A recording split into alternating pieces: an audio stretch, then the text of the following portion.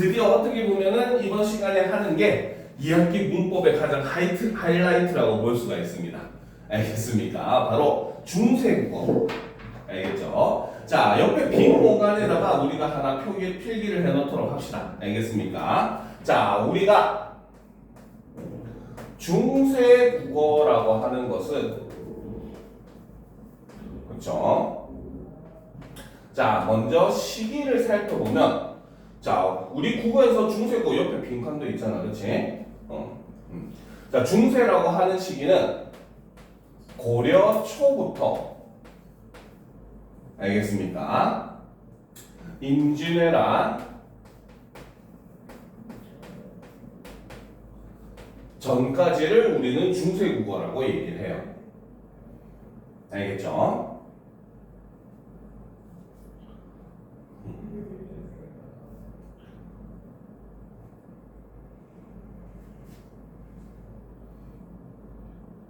됐습니까? 자, 그런데 중세국어도 다시 두 개로 나눌 수가 있습니다. 알겠죠? 바로 전기 중세국어 국어와 후기 중세국어로 나눌 수가 있거든요. 전기 중세국어는 고려 초부터, 자, 조선시대 우리 언어학 쪽에서 가장 큰 사건이 뭐가 있었어요? 조선초에 우리 언어에서 가장 큰 사건이 하나 있었죠. 그치, 바로 훈민정음 창제 전까지, 창제 전까지를 전기중세국어라고 합니다. 그래서 이 시기는 아직 우리의 문자가 없었기 때문에 한문으로 표기했을 겁니다. 표기했다라고 봅니다. 알겠죠? 자, 그런데 이후에 이제 후기 중세국어가 만들어지죠. 그래서 후기 중세국어는 아까 얘기했듯이 훈민정음 창제 이후부터, 그쵸? 바로 임진왜란 전까지를 우리는 후기 중세국어라고 이야기합니다. 알겠습니까? 오케이? 자, 그래서 이제 우리가 중세국어의 시기는 일반적으로 이렇게 바라봅니다. 알겠죠? 자, 그 다음 두 번째. 자, 아까도 얘기했지만 우리가 이 큰 사건, 바로 훈민정음이라고 하는 게 만들어지게 돼요. 그렇죠? 자, 훈민정음은 가르칠 훈자의 백성 민자, 그 다음 바를 정자의 소리 음자예요. 알겠죠? 그래서 훈민정음의 뜻은 해석을 하면 바로 뭐다? 백성을 가르치는 바른 소리라고 하는 뜻입니다. 알겠습니까? 자, 그런데 훈민정음이 가리키는 대상은 사실 솔직하게 얘기하면 두 개로 볼 수가 있어요. 알겠죠? 자, 첫 번째는, 그렇죠? 훈민정음은 바로 뭐다? 세종이 만든 문자 체계 그 자체를 훈민정음이라고 불렀습니다. 알겠습니까? 그런데 훈민정음을 나타내는 말은 사실 하나가 더 있어요. 알겠죠? 이거는 바로 뭐냐? 세종이 만든 문자 체계를 설명한 책의 이름도 훈민정음입니다. 알겠습니까? 자, 그런데 세종이 만든 문자 체계를 설명한 책도 솔직하게 얘기하면 두 종류가 있어요. 알겠습니까? 그 중에 첫 번째가 바로 뭐냐면 훈민정음 해례본이 있습니다. 알겠죠? 자, 훈민정음 해례본은 바로 훈민정음 창제 당시 발간이 된 만들어진 책입니다. 알겠습니까? 자, 그러면 우리가 상식적으로 생각했을 때 새로운 문자에 대해서 설명한 책이야, 그렇지? 그럼 새로운 문자에 대해서 설명한 책은 새로운 문자로 써야겠어, 기존 문자로 써야겠어? 새로운 문자로 설명하는 책인데? 그렇지. 기존 문자로 새로운 문자가 어떻다를 설명해야 될 거 아니야, 그렇지? 그렇기 때문에 해례본의 가장 특징은 한자로 기록이 되어 있습니다. 알겠습니까? 그래서 지금 뭐 훈민정음, 세종어제 훈민정음 첫 문장 보면 나란 말씀이 이렇게 돼 있잖아, 그렇지? 이거를 이제 해례본에서는 한자로 국지어음 이렇게 적혀 있어요, 알겠죠? 그래서 한자로 훈민정음에 대해서 설명한 책이 해례본이에요, 알겠죠? 그런데 지금 우리가 사실 배우는 거는 바로 훈민정음 언해본입니다. 우리가 나중에 고등학교 2학년도 돼가지고 문학 작품을 배우다 보면은 언해라고 하는 말이 붙은 작품들이 몇 개 있어요. 대표적으로 두시 언해, 알겠죠? 그 다음에 뭐 소학 언해 이런 책들이 있습니다. 알겠습니까? 여기서 언해라고 하는 말을 쉽게 생각하면 훈민정음으로 번역했다라고 생각을 하면 돼요. 알겠죠? 그래서 훈민정음 언해본은 바로 세조 5년, 즉 세종대왕 사후, 세종대왕이 죽고 난 이후에 발간이 됩니다. 알겠습니까?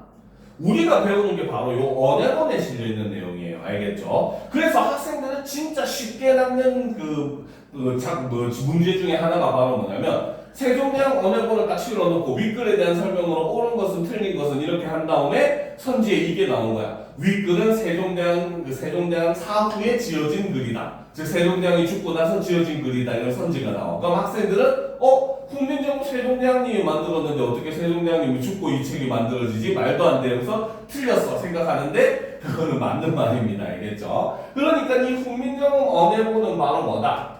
해례본은 그렇죠? 바로 훈민정음으로 번역해 기록을 했다는 특징이 있습니다. 알겠습니까? 그래서 이렇게 언해본 같은 경우는 그렇기 때문에 훈민정음으로 쓰여 있다라고 볼 수가 있는 거예요. 알겠죠? 자, 그 다음 이제 세 번째, 그렇죠? 바로 훈민정음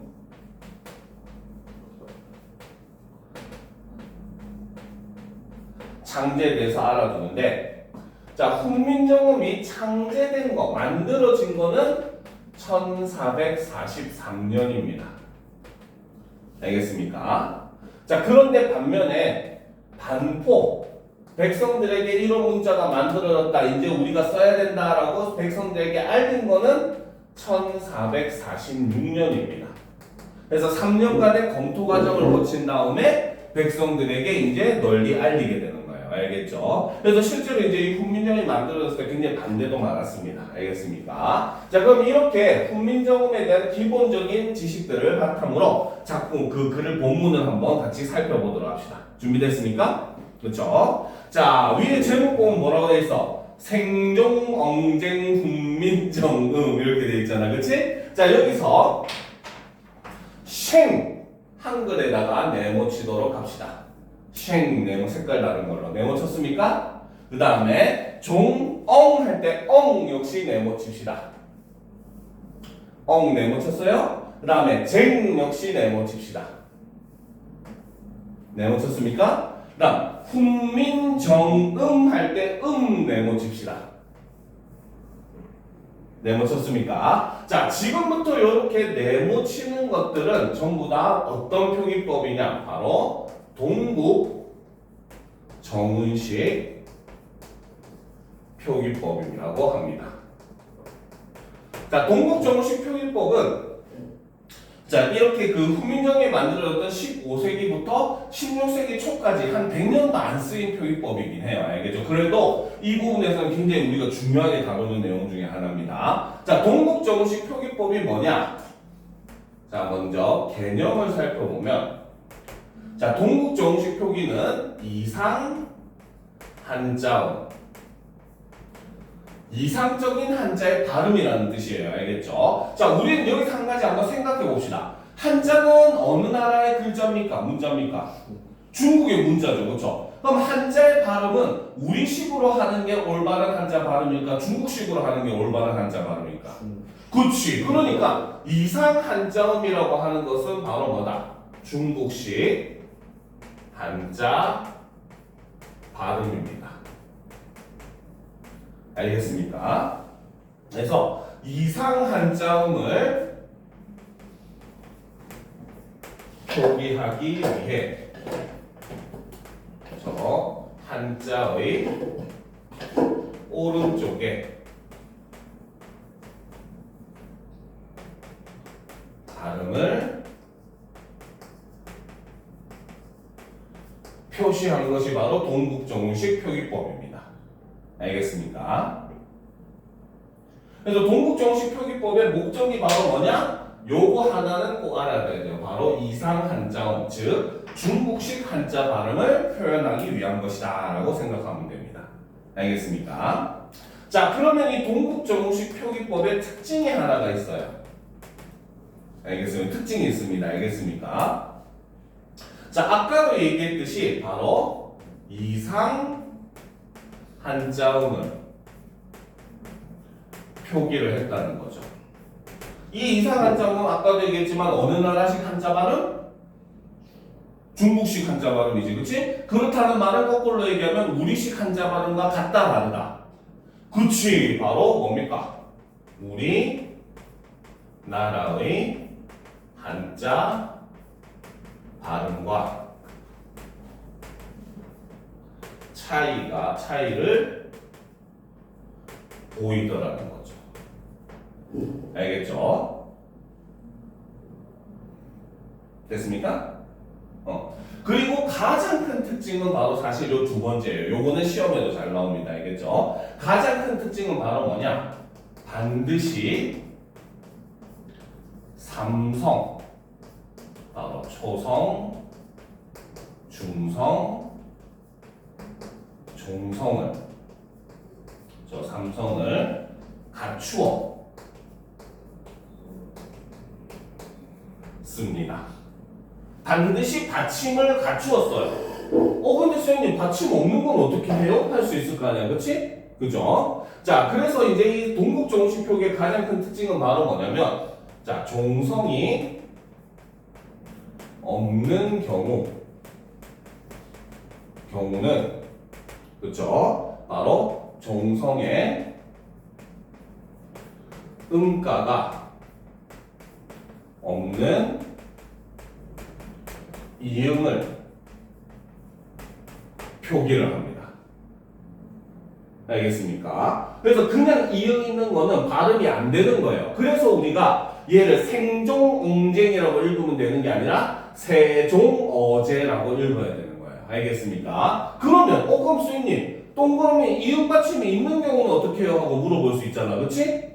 그죠? 자, 그래서 종성에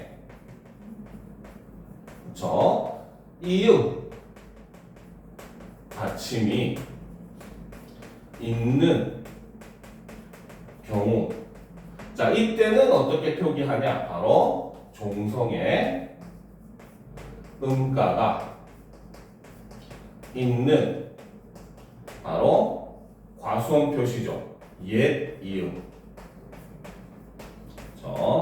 이응을 표기를 합니다. 알겠습니까?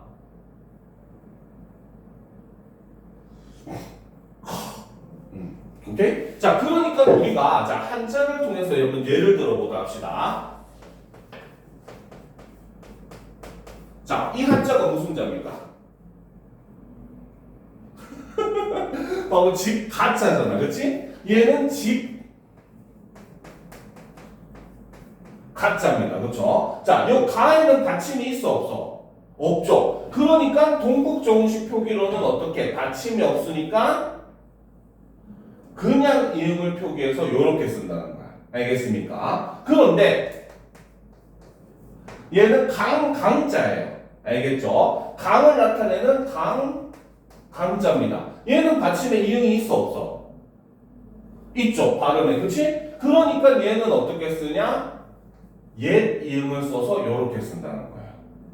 무슨 말인지 알겠습니까? 그래서 음가가 없을 경우에는 그냥 이응을, 음가가 있을 경우에는 옛 이응을 사용을 해가지고 이렇게 표시를 했다라는 겁니다. 알겠습니까? 그러니까 이 글의 제목이 세종 어제 군민 정음 같은 경우도 세 어제는 받침이 없잖아, 그렇지? 그러니까 여기에는 음가가 없는 그냥 이응을 이렇게 집어넣는 거예요. 알겠습니까? 그 다음에 종은 원래 받침에 이응 받침이 있잖아, 그렇지? 그래서 종에는 뭐가? 옛 이응이 이렇게 오는 거예요. 알겠습니까? 그래서 이렇게 받침이 무조건 삼성을 갖춰 쓰는데 받침이 없는 경우에는 음가가 없는 그냥 이응을 받쳐서 표기를 한 게 동국정식 표기의 가장 큰 특징 중에 하나다라고 보시면 됩니다. 알겠습니까? 자, 그럼 이제 본문을 한번 보도록 합시다. 나랏 말싸미라고 돼 있어, 그치? 자, 여기서 보면은 왼쪽에 점들이 있어요, 그쵸? 자, 이것과 관련돼서는 옆에다가 하나 빈 공간에 필기합시다. 거기 말고 옆에 좀 쓸 게 좀 있으니까, 그치?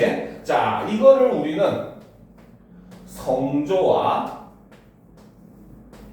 방점이라고 얘기합니다. 알겠습니까?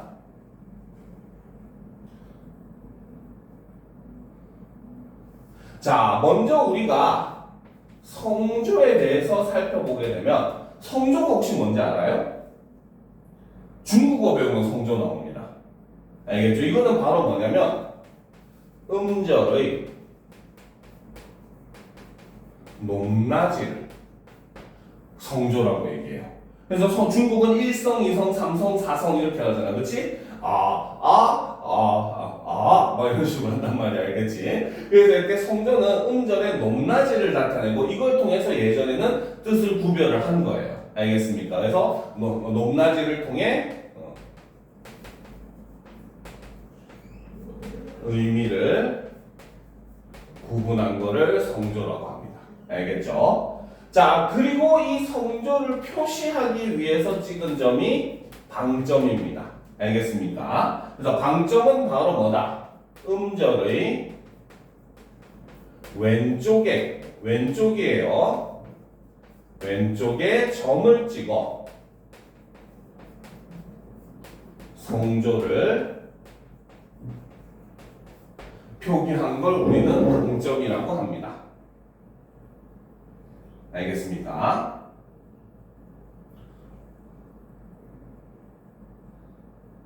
오케이? 자, 방점에는 네 가지가 있어요. 알겠죠? 자, 첫 번째, 평성. 자, 평성은 점이 없습니다. 알겠습니까? 알겠죠? 처음에 우리가 나란 말싸움 할 때 나 왼쪽에 점이 있어 없어? 나란 말싸움 할 때 나 왼쪽에 없죠? 그치? 왼쪽을 봐야 되는 거 오른쪽이 아니에요. 알겠죠? 나의 왼쪽에 점이 없잖아. 그치? 얘는 평성이라는 뜻입니다. 알겠습니까? 그래서 점이 없고 이 평성은 뭐냐? 낮은 소리를 나타내요. 알겠습니까? 자, 그 다음 두 번째 거성이 있습니다. 거성. 자, 거성은 점이 하나입니다. 알겠죠? 여기서 락 보면은 옆에 점이 몇 개 있어? 한 개 있잖아. 그렇지? 이게 거성이에요. 알겠죠? 거성은 높은 소리입니다.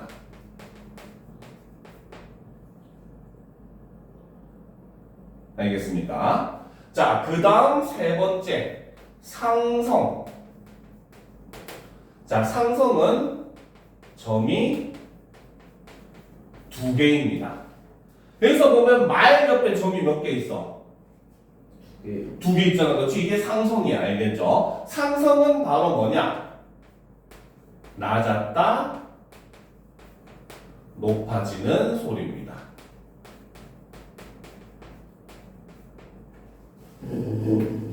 알겠죠? 그럼 말은 어떻게 읽어야 돼? 말 이렇게 읽어야 되는 거야. 알겠지? 그래서 이 상성 같은 경우는 바로 현대의 장음, 바로 긴 소리죠. 장음으로 발전을 하게 돼요. 알겠습니까? 그래서 지금 우리가 눈 하고 하늘에서 내리는 건 눈하고 길게 얘기하잖아, 그렇지? 이 눈이 중세 시대는 뭐다? 원래는 눈 이렇게 발음하는 상성이었다는 거죠, 알겠죠? 자, 그 다음 네 번째가 바로 입성입니다. 입성. 그렇죠? 자, 입성은 점과 무관합니다. 없어도 되고 한 개여도 되고 두 개여도 됩니다. 알겠습니까? 알겠죠? 그러면 입성은 우리가 어떻게 표시를 하느냐? 입성은 종성에 기읍, 디귿, 비읍, 시옷이 오는 경우 소리가 빨리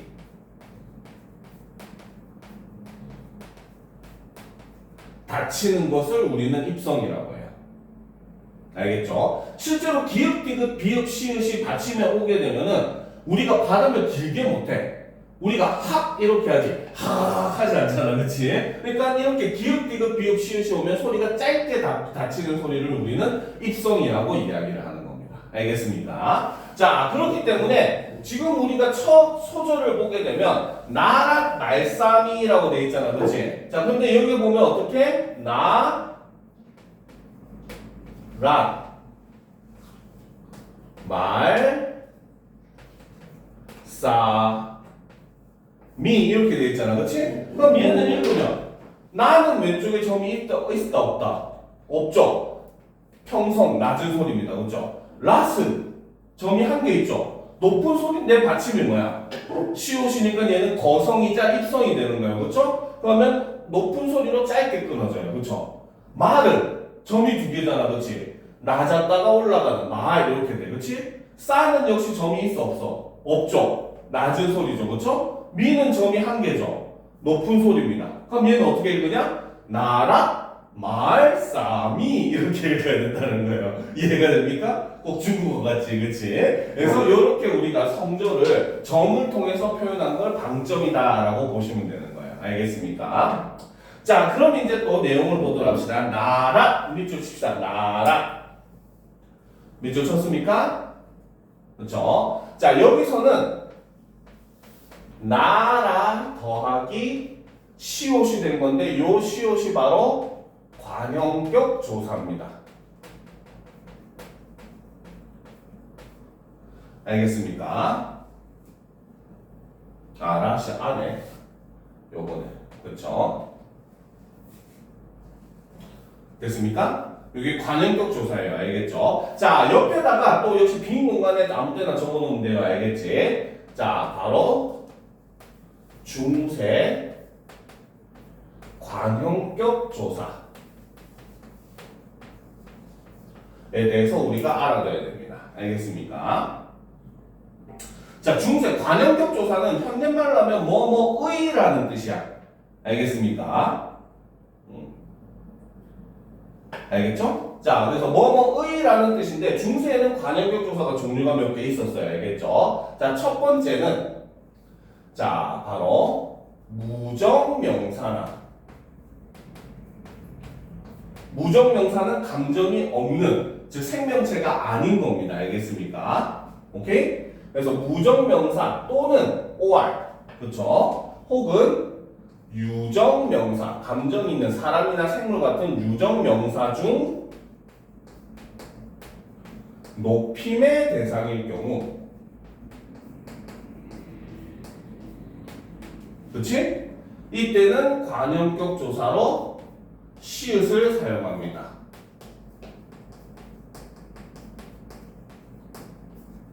알겠습니까? 그러니까 나라는 높임 감정이 있는 거야 없는 거야? 나라는 그렇지 무정명사잖아, 그렇지? 그러니까 예를 들어서 우리가 나라라고 하는 단어는 무정명사죠, 그렇죠? 그쵸? 그러니까 여기에 뭐가 붙었다? 시옷이 붙어서 나란 이렇게 되는 겁니다. 알겠습니까? 자, 그 다음 또 다른 글을 보게 되면 부처 있어. 부처는 부처님을 뜻해요. 알겠습니까? 오케이? 그럼 부처님은 신이니까 높임의 대상이 아니야. 높임의 대상이죠. 그러니까 얘는 유정명사 중 높임의 대상이잖아. 그치? 그죠? 그러니까 이때도 시옷을 써가지고 어떻게? 부처 이렇게 쓴다는 거죠. 그래서 부처의라는 뜻입니다. 알겠습니까? 됐죠? 자, 그 다음에 반면에 그냥 높임의 대상이 아닌 유정명사일 때는 관용격 조사로 뭘 쓰냐? 바로 에 또는 요거 아래아예요. 점이에요. 알겠죠? 오케이? 혹은 의를 사용합니다. 알겠습니까? 요거는 이제 모음조화 때문에 그런 건데 모음조화는 조금 이따 설명을 해줄 거예요. 알겠죠? 됐습니까? 그래서 중세는 관용격 조사도 이렇게 달랐어요. 알겠습니까? 자, 그래서 봅시다. 그래서 나라의 말싸미, 자, 말싸미 밑줄 칩시다. 말싸미. 할 게 참 많아 이 단어는. 알겠죠? 자, 말싸미 밑줄 쳤습니까? 자, 여기서는 말쌈 아래야죠, 그쵸? 이거 더하기 이가 붙었고 이가 바로 주격조사입니다. 알겠습니까? 주격조사는 별표도 하나 쳐놓읍시다. 시험에 무조건 나와요, 얘는. 알겠죠? 자, 역시 옆에 빈 공간에다가 중세 주격조사에 대해서 우리가 하나 적어놔야 돼요. 자, 중세 시대에는 주격조사도 종류가 여러 개가 있었어요. 우리 현대에는 이가만 주격조사거든요. 알겠지? 근데 중세에는 주격조사가 세 종류가 있었어요. 알겠습니까? 자, 첫 번째는 바로 자음 모음의 이 형태.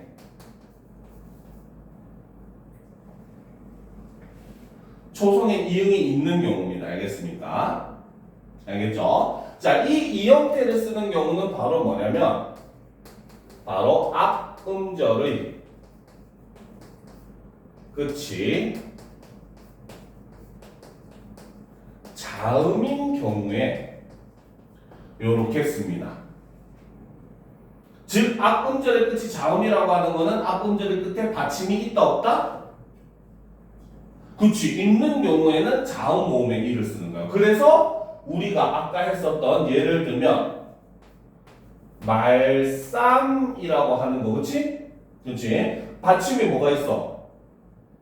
미음이 있잖아, 그치? 그러니까 여기에는 주격조사로 자음 모음의 이가 온 겁니다. 알겠죠? 그래서 얘가 다시 어떻게? 말싸미가 되고 이거를 우리는 이어적기라고 얘기를 해요. 알겠습니까? 이어적기는 좀 이따 설명해 줄게요. 알겠죠? 됐죠? 자, 그런데 이제 반면에 모음만 쓰는 이 형태가 있어요. 알겠습니까? 그죠? 모음 이만 쓰는 경우가 있어요. 알겠지? 이거는 바로 뭐냐면 앞 음절이 그쵸? 이 그치?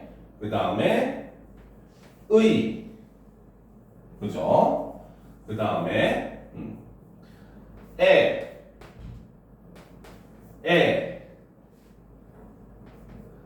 왜 그치? 그 다음에 왜 그죠? 그 다음에 왜 그죠? 그지? 왜? 왜? 위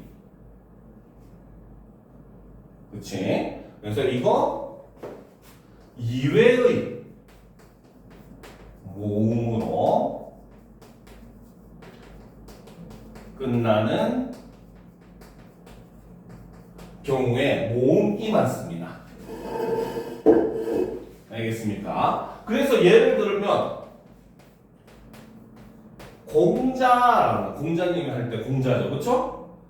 그지? 여기에 주격조사 이가 붙게 되면은 얘가 어떻게 되냐?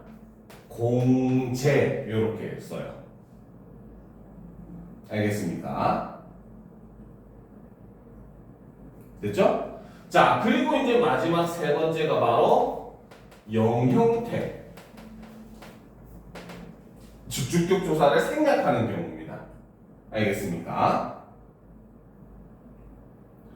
자, 이 경우는 바로 뭐다? 앞 음절이 모음, 이, 의, 에, 왜, 위로 끝나는 경우에는 영형태로서 주격조사를 생략해요. 알겠습니까? 그래서 예를 들면 용비어천가에 보면은 불휘 이걸 현대말로 하면 뿌리거든요. 알겠죠? 여기에 주격조사가 영형태, 생략된 형태가 붙어가지고 그대로 그냥 불휘로 써요. 알겠습니까? 하지만 해석을 할 때는 뭐라고 해석하느냐? 뿌리가 이렇게 해석을 해야 돼요. 됐습니까? 그렇죠? 이렇게 하니까 근데 솔직히 좀 복잡하잖아. 여기서 보면 이걸 어떻게 다 외워야 하잖아. 그치? 외울 필요 없어요. 정말 쉽게 구분하는 방법이 있습니다. 알겠습니까? 즉 얘네 두 개를 굉장히 쉽게 구분하는 방법이 하나가 있는데 이 그냥 모음 형태를 쓰냐 영형태를 쓰냐 요거 구분하는 거 정말 쉬운 방법이 하나 있어요. 알겠죠? 그건 바로 뭐냐? 모음의 형태상 이가 더해지냐 안 지냐만 보면 됩니다. 알겠습니까? 자, 이 모음을 썼어. 그치? 여기에는 모음 이를 더하면 말이 돼 안 돼? 안 되잖아. 그치? 그러니까 막혀버리면 영형태를 써야 되는 거예요. 알겠죠? 의도 역시 마찬가지잖아. 의 옆에다 이 붙이면 돼 안 돼? 안 되죠. 그러니까 이 경우도 영형태를 쓰는 겁니다. 알겠죠? 그런데 아 같은 경우는 형태상 이를 붙이면 뭐가 돼? 그치? 애가 되잖아. 그치? 가능하니까 얘는 이 형태를 쓰는 거예요. 알겠습니까? 어 같은 경우도 형태상 이를 붙이면 뭐가 돼? 애가 되죠. 오 같은 경우도 형태상 이를 붙이면 왜? 그쵸? 오 같은 경우도 형태상 이를 붙이면 위. 그치? 그 다음에 와 같은 경우도 형태상 이를 붙이면 왜가 되잖아. 그치? 아래야 같은 경우도 형태상 이를 붙이면 애가 됩니다. 알겠습니까? 그렇기 때문에 이렇게 형태상 이를 붙일 수 있으면 모음 이만 쓰는 이 형태를. 알겠습니까? 형태상 이가 붙을 수 없으면은 모음과 주격조사를 생략하는 영형태를 쓴다라고 이렇게 구분하면 정말 쉽겠죠? 그지? 요것만 딱 기억하면 됩니다. 알겠습니까? 이해가 돼요? 정말 쉽죠? 그쵸? 자, 그럼 또 계속 보다 합시다. 그래서 나란 말싸미 듀 할 때 한자 말고 한글 듀에다가 아까 동국정식 표기랑 똑같이 네모로 표시합시다. 같은 색깔로. 듀귀 역시 네모 칩시다. 귀. 둘 다 역시 동국정식 표기예요. 알겠죠? 근데 솔직하게 말하면은 이때 당시에 쓰던 한자 발음은 전부 동국식 정식 표기법입니다. 알겠죠? 근데 우리말과 너무 다른 것들만 이렇게 표기를 하는 겁니다. 표시를 하는 거예요. 그래서 나라의 말이 중국과 달라라는 겁니다. 알겠습니까? 즉 첫 번째 문장에서는 바로 뭐다? 우리나라의 말이 중국과 같다 다르다. 다르다는 거죠. 자, 여기서 드러나는 게 바로 국민정음, 창제정신, 첫 번째 바로 자주정신입니다. 이러니까 중국이 한글을 자기 거라고 절대 못 이겨요. 알겠죠? 자, 오늘은 독서 생략하고 그냥 문법 쭉 하도록 합시다. 요거는 꼭 하고 넘어가야 되는 거니까. 알겠죠? 자, 그럼 봅시다. 그래서 나라의 말이 중국과 달라. 문자화로 할 때 짱 돼 있잖아. 그렇지? 역시 이것도 동국정식 표기니까 네모를 쳐놔야 되겠죠? 그래서 문자와로 해서 글자와 서로 자 사마띠 밑줄 칩시다. 사마띠 밑줄 쳤습니까? 그쵸? 자 얘는 원래 기본 형태가 알겠죠? 기본 형태가 사맞답니다. 요렇게 써요. 받침이 뭐야? 뭡니까 받침이? 치읓. 아래에다가 치읓이 붙은 거야. 알겠습니까? 근데 이것이 뭘로 변했다? 사맞띠. 무슨 받침으로 변했어? 치읓이. 그렇지. 치읓이 시옷으로 변했죠. 그쵸? 그죠? 이거를 우리는 뭐라고 하냐면 옆에다 적도록 합시다. 바로 중세 팔종성법입니다. 됐습니까? 됐죠? 자, 중세에는 종성을 표기하는 것도 8개로 표기를 했어요. 알겠습니까? 옆에 빈 공간에다 하나 적어 놓도록 합시다. 자, 중세 팔종성법.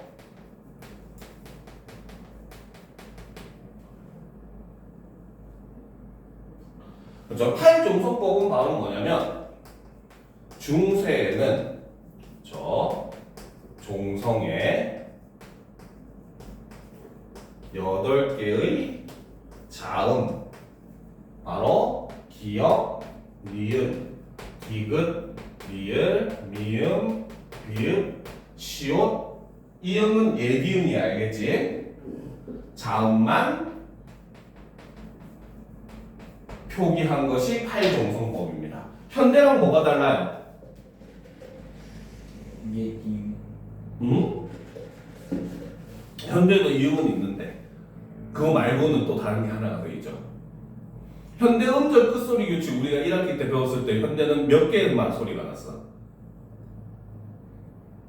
음운에 변동할 때 음절 끝소리 규칙에서 현대는 가느다란 물방울 해서 몇 개만?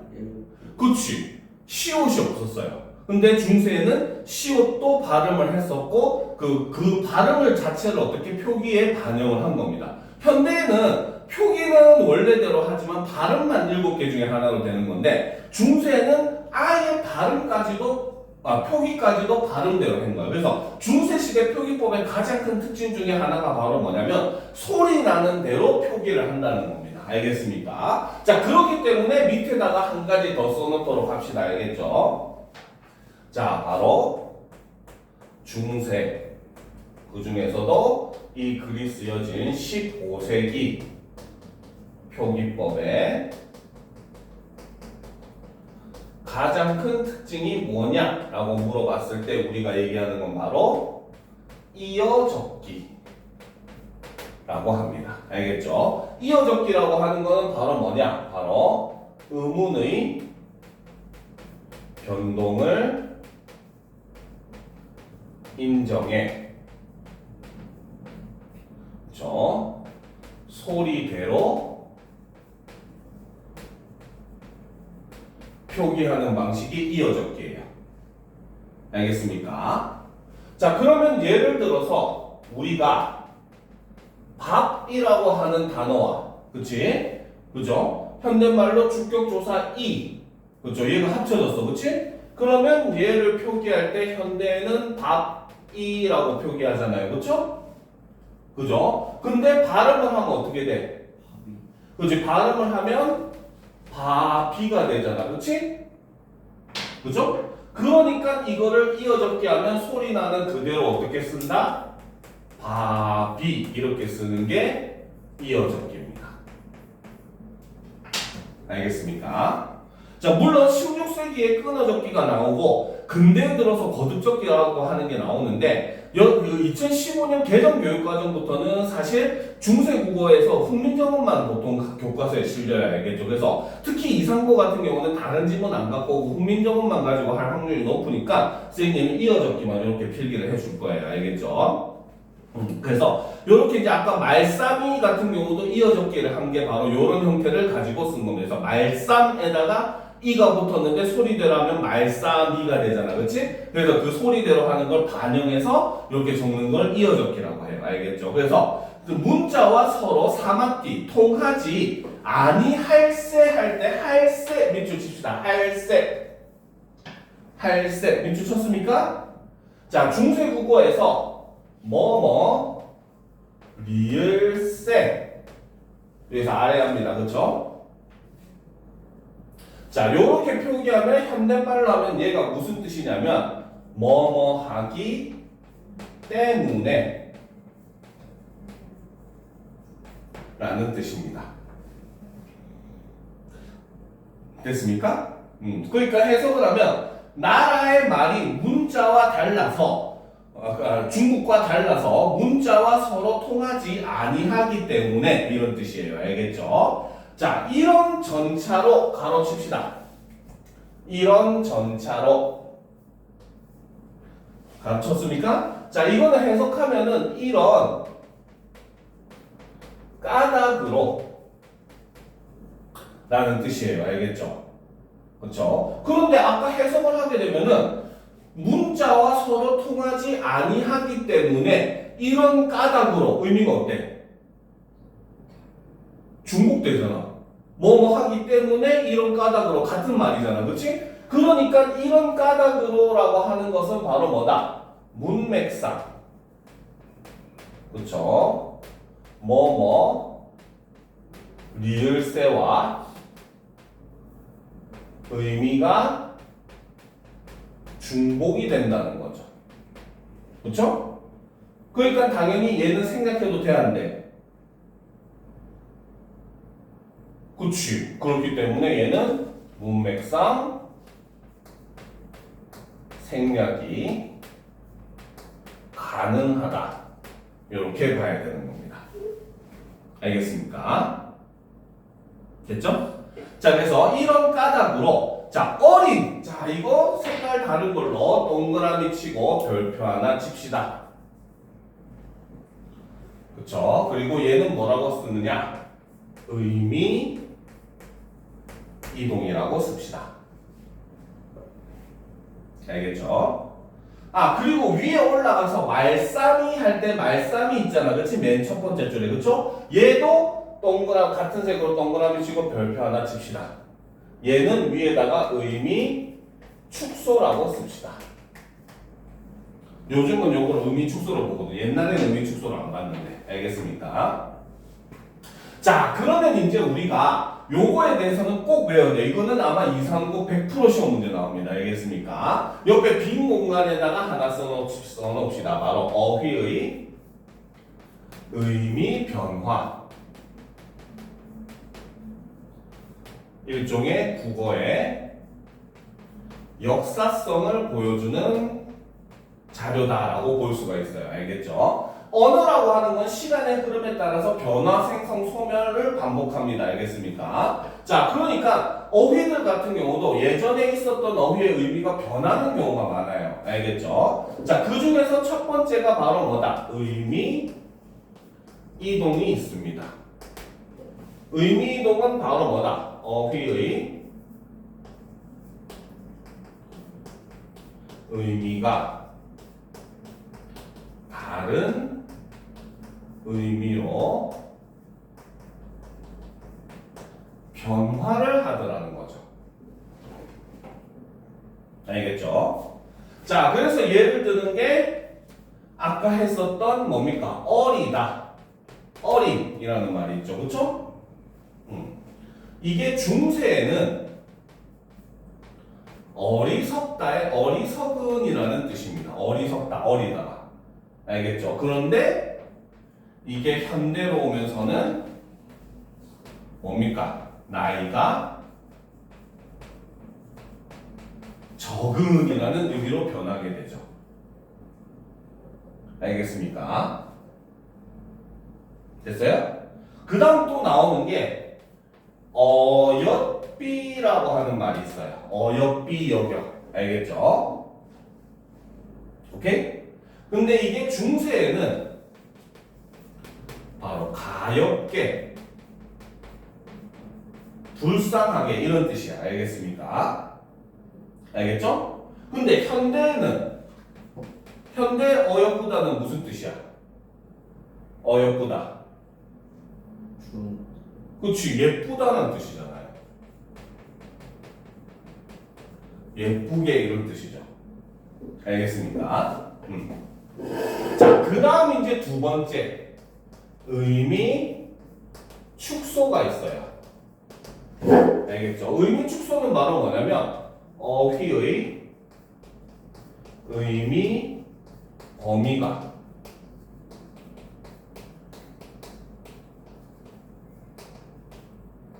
줄어드는 경우라는 겁니다. 알겠습니까? 자, 그래서 본문에 의미 축소가 사용된 가장 대표적인 게 아까 얘기했듯이 말씀. 그쵸? 자, 이거는 중세에는 뭐다? 바로 말을 나타내는, 언어를 나타내는 일반 명사였다는 거죠. 알겠습니까? 일반 명사였다는 거죠. 알겠죠? 그런데 현대에 오면서는 뭐다? 현대에 오면서는 말의 높임말이 됐죠.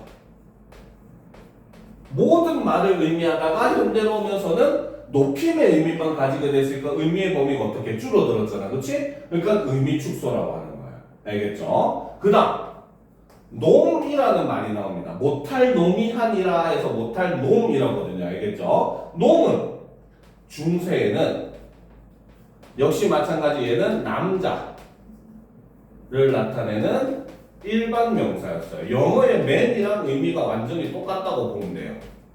알겠습니까? 그런데 현대에는 무슨 뜻이야? 놈 하면 무슨 뜻이야? 내리는. 그치, 비속어잖아. 그치? 바로 현대에는 바로 뭐다? 남자의 비속어로 의미가 줄어들었죠. 남자 전체를 나타낸다. 그치? 그러니까 의미가 축소되었다라고 이야기를 한다는 겁니다. 알겠습니까? 오케이? 자, 그래서 이렇게 의미 변화 같은 경우는 특히나 이제 시험에 100% 나와요. 알겠죠? 이게 어렵게든 쉽게든 무조건 100% 나오는데 이상고 같은 경우는 아마 외워서 푸는 식으로 문제가 많이 나올 가능성이 높아요. 알겠죠? 그러니까 요거는 무조건 외워둬줘야 됩니다. 알겠습니까? 자, 그럼 계속 보도록 합시다. 그래서 서로 통하지 아니하기 때문에 이런 까닭으로 그렇죠? 어리석은 백성이 이르고자, 그래서 백성이 이르고자 홀빼이셔도 할 때 홀 밑줄 칩시다. 홀 밑줄 쳤습니까? 자, 이거는 아래하죠. 할 미을 받침이야. 그렇지? 그렇죠? 여기에 여린 히읗을 붙인 거예요. 알겠습니까? 요 여린 히읗이 바로 뭐냐면 절음부호 혹은 몇몇 학교는 최근에 이거를 된소리되기 부호다 이렇게 설명하는 쌤도 있긴 하는데 솔직히 이런 부분은 없어요. 솔직하게 얘기를 하는 근데 이렇게 설명하는 쌤도 있긴 합니다. 알겠죠? 근데 절음부호라고 합니다. 알겠습니까? 요 절음부호라고 하는 거는 무슨 뜻이냐면 종성 리을을 입성으로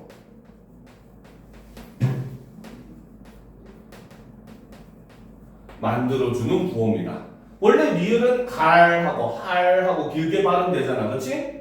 그죠? 근데 여린 히읗을 넣으면서 할하고 짧게 발음하는 거 알겠죠? 근데 왜 그러면 이 절음부호를 넣었느냐? 바로 중세에는 가장 큰 특징 중에 하나가 띄어쓰기가 없었어요. 이때는. 지금은 이제 우리가 공부할 때 좀 편의성을 위해서 일부러 선생님이 띄워놓은 건데 원래는 띄어쓰기를 하지 않았어. 중세에는 세로 쓰기를 했고 띄어쓰기를 하지 않았단 말이야. 알겠지? 그러니까 이 절음부호를 통해서 바로 이어지는 그렇죠? 낱말과 구분을 하기 위해서 이런 절음부호를 집어넣었다라고 주장을 합니다. 알겠습니까? 알겠죠? 그러니까 바로 뭐다? 니르고저 홀빼이셔도 할 바가 있어도 할 때 이거를 홀빼가 아니라 홀배 이렇게 해야 된다는 거죠. 알겠습니까? 자, 그리고 배 밑줄 칩시다. 배 밑줄 쳤습니까? 배는 역시 바로 뭐다? 바에다가 뭐가 붙었어?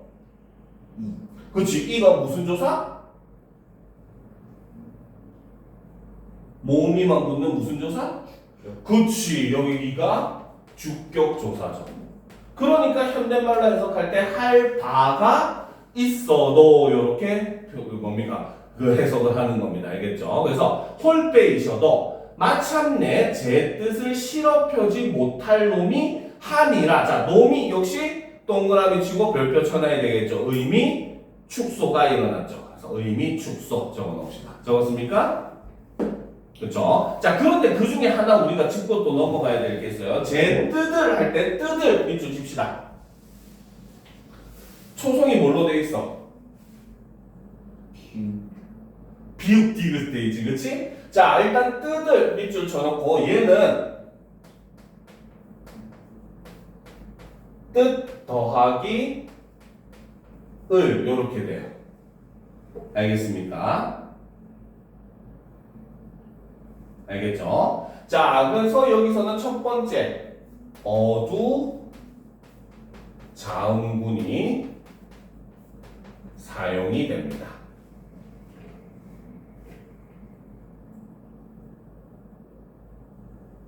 됐습니까? 그리고 두 번째는 원래는 뜻을인데 뜻을 소리대로 썼잖아, 그렇지? 그래서 역시 이것도 이어적기를 썼어요. 됐습니까? 자, 그러면 이제 우리가 사실 알아둬야 될 게 어두자음근입니다. 알겠습니까? 옆에 빈 공간에다가 하나 써놓도록 합시다. 필기할 게 너무 많죠, 그쵸? 자, 어두자음근, 말 그대로 어두, 말의 처음, 머리 부분, 그죠? 즉, 어두는 초성을 나타냅니다. 알겠죠? 그 초성에 자음이 어떻게? 무리문자, 무리를 이룬다라는 거죠. 그래서 어두자음근은 바로 음절의 초성에 둘 이상의 자음이 오는 것을 우리는 어두자음근이라고 합니다. 알겠습니까? 자, 어두자음근은 종류가 세 종류가 있어요. 알겠죠? 자, 첫 번째로는 비읍으로 시작하는 비읍계가 있습니다. 알겠습니까? 오케이? 여기 죽으려는 표정인 것 같은데 비읍으로 시작하는 비읍계가 있어요. 알겠죠? 그래서 비읍계에 해당하는 거는 비읍기읍, 방가, 그렇죠? 그 다음에 비읍하고 디귿이 쓰인 비읍디귿, 뭐 부들, 그렇지? 그 다음에 비읍시읍 떠 있습니다. 알겠습니까? 자, 그 다음 두 번째는 시읒계도 있어요. 시읒으로 시작하는 거 알겠죠? 그치? 그래서 시읒으로 시작하는 시읒기읒, 수고, 그치? 그 다음에 시읒으로 시작하는 시읒디귿, 그쵸?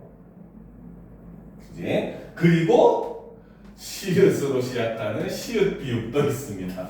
욕 아니야. 알겠지? 그리고 세 번째는 비읍시읒계도 있어요. 비읍시읒으로 시작하는, 알겠지? 그래서 비읍시읒계는 비읍시읒 기읍, 그 다음에 비읍시읒 디귿 이렇게 있습니다. 알겠습니까? 그런데 얘를 어떻게 발음했는지는 우리는 솔직하게 정확히 알지는 못해요. 하지만 왜? 그때 당시에는 뭐 녹음하는 녹음기가 없으니까, 그치? 하지만 이제 여러 가지 표기나 이런 거를 추정할 때 당시 어두의 자음들이 모두 발음되었을 것으로 추정을 합니다. 알겠습니까?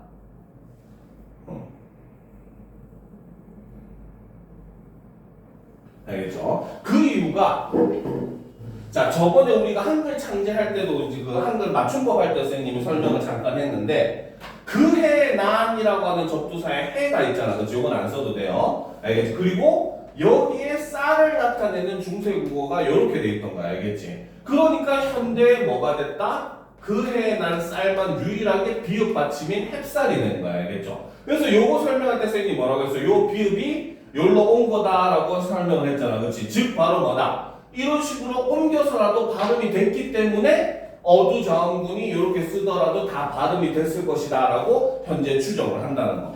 알겠습니까? 자, 그래서 마침내 제 뜻을, 그래서 자신의 뜻을 실어 펴뒤 밑줄 칩시다. 현대말로 하면 뭐라고 합니까? 실어서 지, 그쵸? 바로 중세시대에는 국의 음화가 없었다는 거, 적용되지 않았다는 겁니다. 알겠죠? 그래서 현대로 오면 펴지가 되는 거죠. 그렇죠? 그래서 실어 펴지 못할 놈이 하니라 많구나라는 거예요. 알겠죠? 자, 내 일할 위하여 어여삐 여겨. 자, 윙 할 때 이것도 역시 동국 정식 표기니까 네모 쳐놔야 되겠죠? 그 다음에 어여삐 역시 의미 변화가 의미 이동이 있었던 거니까 동그라미 치고 별표 쳐놓고 의미 이동이라고 써놓읍시다. 됐습니까? 자, 그래서 내가 이것을 위해 어여삐 여겼다고 했잖아. 그치? 어여삐 너겨 옆으로 화살표하고 여기서 우리는 훈민정음 창제정신 두 번째 바로 백성들을 불쌍하게 여겼다. 바로 애민 정신이 드러나죠. 알겠습니까? 됐죠? 그래서 내 일을 위하여 어여삐 여겨 새로 스물 밑줄치마 스물 현대는 어떻게 해? 스물이라고 하잖아. 그치? 즉 중세에는 원순 모음화라고 하는 것도 일어나지 않았다는 거죠. 원순 모음화가 뭐냐면은 수능 바로 양수능이죠. 비읍 쌍비읍 피읍 미음 밑에 뭡니까? 의가 현대로 오면서 우로 원순모음으로 변하는 현상을 원순모음화라고 하는데 중세는 그게 일어나지 않았다는 거야. 알겠죠? 그래서 새로 28자를 맹가노니 그래서 28자를 만드니라는 거야. 그렇지? 근데 이거는 학교마다 훈민정음 창제정신으로 보기도 하고 안 보기도 합니다. 알겠죠? 그럼 일단은 적어 놓읍시다. 바로 얘는 맹가노니 옆에다가 화살표하고 훈민정음 창제정신 세 번째 바로 창조정신이라는 거죠. 새로운 걸 만드는 정신이라는 겁니다. 근데 얘는 학교에 따라서 보기도 하고 안 보기도 합니다. 알겠습니까? 그래서 새로 28자를 8개 글자를 만드니 사람마다 사람들로 해요. 하여금 수비 밑줄 칩시다. 수비 밑줄 쳤습니까? 수비 밑줄 쳤어요? 그렇지? 자, 수비는 저 15세기에는 수비 이렇게 돼. 그치? 그렇죠? 그런데 이게 16세기에는 수이로 변해요. 어떤 변화가 생겼습니까? 비읍이 없어진 게 아니라 비읍 이응이 사라진 겁니다. 알겠죠? 그렇기 때문에 16세기에 바로 비읍, 이응 이거를 우리는 순경음이라고 해요. 그 순경음이 소실됩니다. 사라집니다. 알겠습니까? 근데 15세기에는 있었다는 거예요. 알겠죠? 그래서 사람들로 하여금 쉽게 익혀 날로 수매. 자, 수매 밑줄 칩시다. 수매. 얘도 굉장히 중요해요. 알겠습니까? 자, 수매는 밑줄 쳤죠? 자, 원래 기본형이 쓰다. 글씨를 쓰다 이거예요. 알겠습니까? 오케이? 그렇죠? 여기다가 그 다음에 요 음이 명사형 엄입니다. 알겠습니까? 오케이? 그 다음 여기에 바로 부사격 조사가 붙은 거죠. 알겠죠? 그래서 이 부분에서 우리가 명심해야 될 게 첫 번째로 바로 뭐다? 어두, 자음군, 비읍, 시읒이 사용이 되었죠. 그쵸? 그죠? 그리고 진짜 중요한 건 사실 요 두 번째입니다. 알겠죠? 바로 명사형 어미 바로 요거를 사용합니다. 요거는 15세기 국어의 특징 중에 하나예요. 아마 이 상호는 여기까지는 안 배울 건데 나중에 16세기 넘어가게 되면 명사형 어미로 기라고 하는 게 생깁니다. 또 그래서 16세기에는 음의 기도 같이 사용해요. 알겠죠? 그래서 근데 15세기에는 무조건 음만 명사형 어미로 사용한 겁니다. 알겠습니까? 그리고 수매니까 역시 바로 뭐야? 이어접기를 사용을 한 거죠.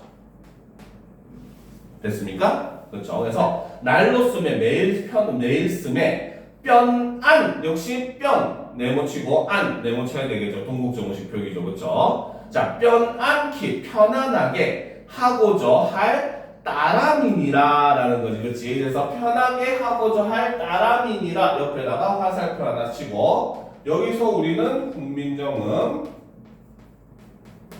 창제정신 네 번째 바로 실용정신을 볼 수 있었다는 거죠. 실제 생활을 편하게 하기 위해서 국민정음을 만드셨다라고 보시면 됩니다. 알겠습니까? 자, 그래서 이 글이 쓰여진 게 맨 밑에 보면은 언제로 쓰여 있다? 맨 밑에 세조 몇 년? 그치, 그걸 밑줄 쳐야 되겠죠. 그거 밑줄 칩시다. 그쵸? 밑에 보면은 여기 안 적어놨네? 여기 안 적어놨네?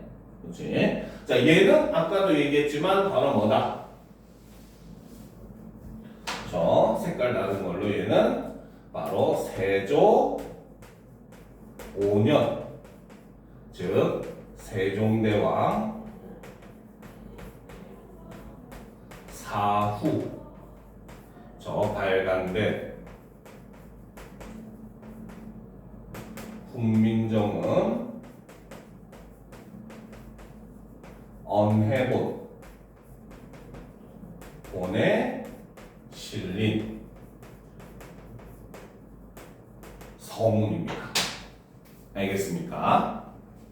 자, 요런 걸 우리가 꼭 명심하고 내용을 봐야 돼요. 뒷부분에는 선생님이 사실 요 필기한 걸 싹 정리 다 해놓긴 해놨어요.